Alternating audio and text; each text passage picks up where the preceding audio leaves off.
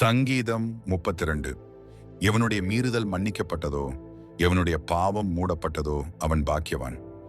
எவனுடைய அக்கிரமத்தை கர்த்தர் எண்ணாதிருக்கிறாரோ, எவனுடைய ஆவியில் கபடம் இல்லாதிருக்கிறதோ அவன் பாக்கியவான்.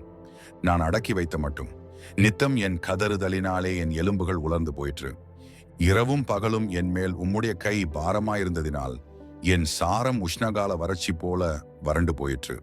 நான் என் அக்கிரமத்தை மறைக்காமல் என் பாவத்தை உமக்கு அறிவித்தேன், என் மீறுதல்களை கர்த்தருக்கு அறிக்கையிடுவேன் என்றேன்.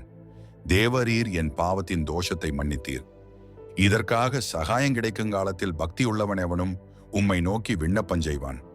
அப்பொழுது மிகுந்த ஜலப்பிரவாகம் வந்தாலும் அது அவனை அணுகாது. நீர் எனக்கு மறைவிடமாயிருக்கிறீர்.